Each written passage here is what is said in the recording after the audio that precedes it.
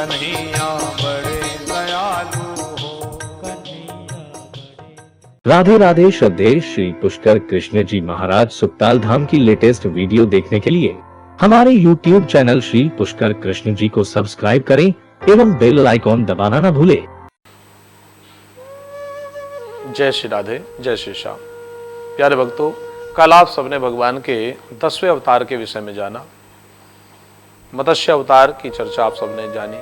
आज हम 11वें अवतार भगवान के कच्छप अवतार की बात, कूर्म अवतार जिन्हें कहा गया, जिन्हें कच्छप अवतार भी हम कहते हैं, और सरल भाषा में कहें तो जब भगवान ने कछुए का रूप धारण करके धर्म की रक्षा की। आप सभी ने अनेकों भगवान के फोटोज में देखा कछुए के रूप में भगवान को, लेकिन ऐसी क्या घटना घटी कि भगवान को कच्छप अवतार लेना पड़ा। आज भगवान के इसी अवतार को जानने के लिए हम सब यहाँ पर एकत्रित हुए हैं। तो कच्छप अवतार के विषय में आप सभी जाने। भगवान नारायण ने कच्छप अवतार को धारण किया। पूरी सृष्टि में जब सब कुछ यथावतु था, सभी यथापालन अपना अपना कार्य कर रहे थे, लेकिन एक समय का घटनाक्रम कुछ इस प्रकार घटा। पुराणों में बताया गया कि महर्षि दुर्वासा जी अपने तप से उठ करके जब चले जा रहे थे तो सामने इंद्र ऐरावत पर आए। इंद्र को उन्होंने माला दी अपने गले से उतारकर, महर्षि दुर्वासा जी ने। तो इंद्र ने वो माला अपने गले में से कुछ देर पहनने के बाद अपने ऐरावत हाथी को पहना दी, लेकिन ऐरावत हाथी ने उस माला को अपने पांव से रौंद दिया। ये देख करके महर्षि दुर्वासा जी को बड़ा क्रोध आया। मेरे द्वारा दी हुई पारितोषित में सम्मानजनक माला को इस ऐरावत ने पैरों तले रौंद दिया, अर्थात ये ऋषि का, संत का अपमान हुआ। स्वर्ग की अद्भुत संपत्ति का इतना अहंकार इंद्र और इंद्र के ऐरावत को। तो क्रोध के वशीभूत होकर महर्षि दुर्वासा जी ने श्राप दे दिया। कहा कि स्वर्ग आज से श्रीहीन हो जाए।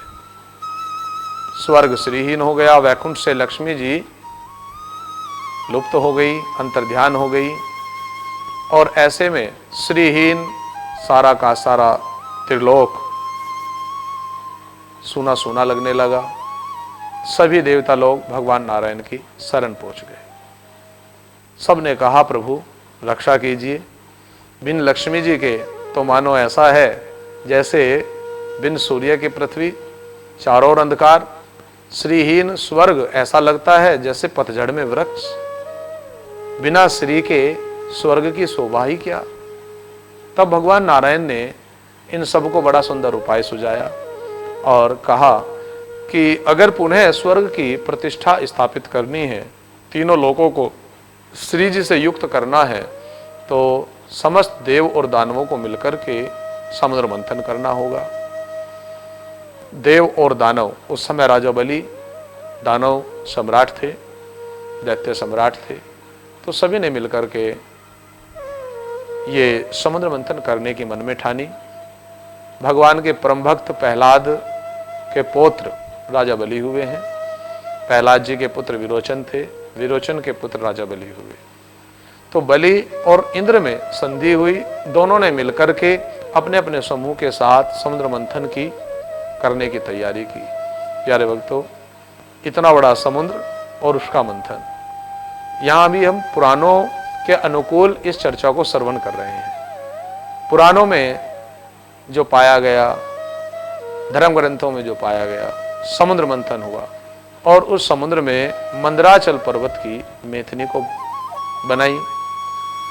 डोर के लिए वासु की नाक को मथने के लिए डोर बनाया गया, और मंदराचल पर्वत की, जिसे हम कहते हैं दही बलौने के लिए रई, धर्म ग्रंथों में कहा गया मेथनी।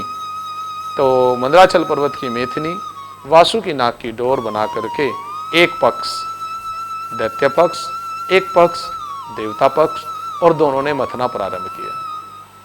समुद्र मंथन से भागवत अनुकूल केवल 9 रत्न प्रकट हुए, लेकिन लोक रीति में हम लोग जो सुनते हैं संतवाणी गुरुजनों से, उसमें 14 रत्न प्रसिद्ध हैं।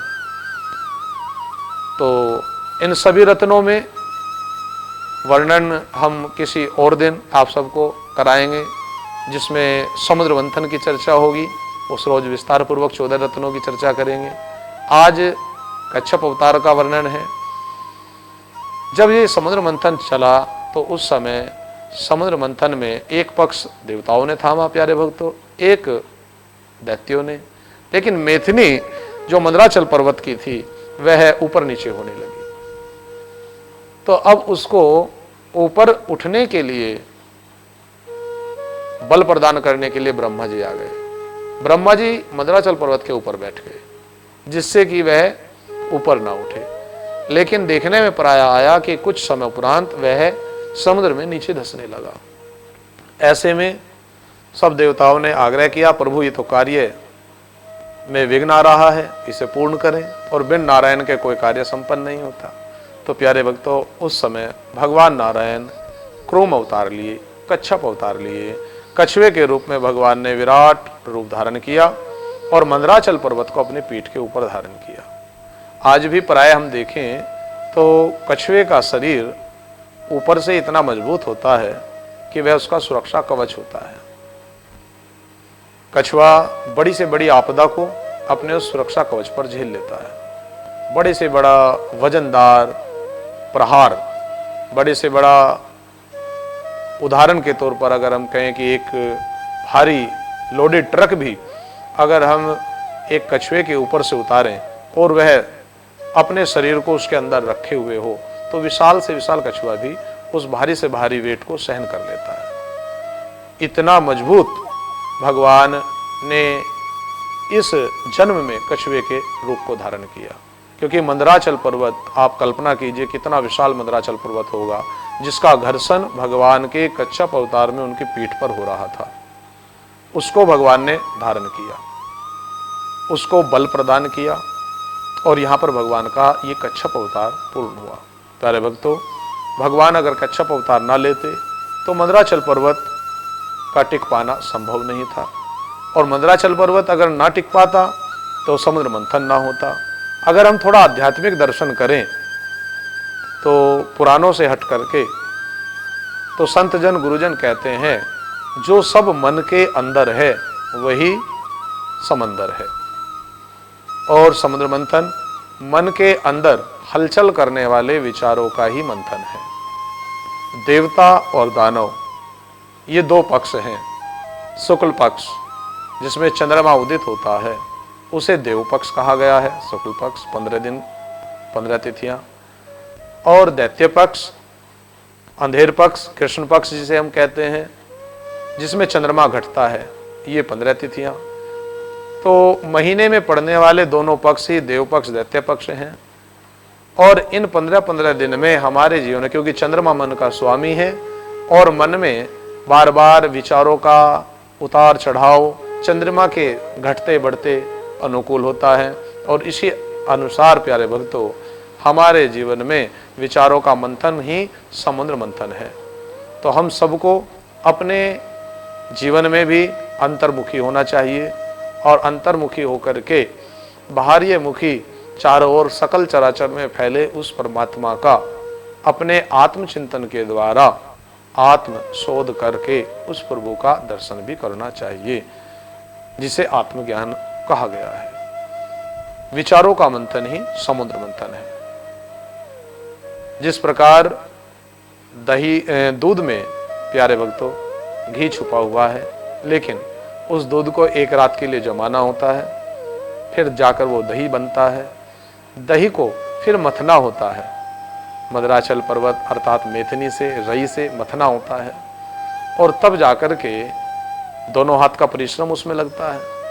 अब आप कहेंगे कि आजकल तो बिजली की व्यवस्था है विद्युत से, लेकिन विचारोक्त हम चर्चा कर रहे हैं, तो दोनों हाथों से जब मथने को चलाते हैं, माताएं मथती हैं दही को, तो उसमें से माखन निकलता है, और उस माखन को अग्नि पर तपाना पड़ता है, तब जाकर के प्यारे भक्तों उसमें से घी रूपी वो शुद्ध तत्व प्राप्त होता है जो दूध में छुपा है। लेकिन अभी तक आप सब दूध में अगर निहारे तो वो घी नहीं है, लेकिन एक रात्रि जमना अर्थात संयम, एक रात्रि का संयम, उसके उपरांत विचारों का मंथन और फिर अग्नि अर्थात तपन, अपने इष्ट को मान करके उसके नाम मंत्र में जपना, उसको तपना और तब जाकर के आत्मशुद्धि के द्वारा अपनी अंतरात्मा में, हृदय में उस परमात्मा रूपी तत्व को पहचानना, ये समुद्र मंथन का विश्लेषण है। और इसी समुद्र मंथन को मूल अस्तित्व प्रदान करते हैं कुरुम भगवान, जिन्हें हमने कच्छप भगवान कहा, कश्यप अवतार जिन्हें कहा, कछुए के रूप में भगवान ने लिया, और मूल अस्तित्व अर्थात हमारे विचार नीचे ना गिरे उनको थामने के लिए जो बल प्रदान करते हैं वो भगवान नारायण ही हैं। और ऐसे नारायण भगवान के चरणों में हम कोटि कोटि साष्टांग प्रणाम करते हैं, प्रार्थना करते हैं कि आज कुरुम भगवान के, कच्छप भगवान के इस सुंदर प्रसंग को जो जो भक्तजन श्रवण कर रहे हैं उन सभी भक्तों पर भगवान नारायण की असीम कृपा हो। आप सभी अपने अपने स्थान पर सुखी रहें, स्वस्थ रहें। अगले अवतार में कल हम सभी भगवान के सुंदर अवतार की चर्चा करेंगे। 12वें अवतार भगवान के धन्वंतरी अवतार की चर्चा आप हम सभी कल सुंदर प्रसंग में जानेंगे। तब तक के लिए आप सभी हरिभक्त जनों को जय श्री राधे, जय श्री राधे राधे। श्रद्धेय श्री पुष्कर कृष्ण जी महाराज सुकताल धाम की लेटेस्ट वीडियो देखने के लिए हमारे YouTube चैनल श्री पुष्कर कृष्ण जी को सब्सक्राइब करें एवं बेल आइकॉन दबाना न भूलें।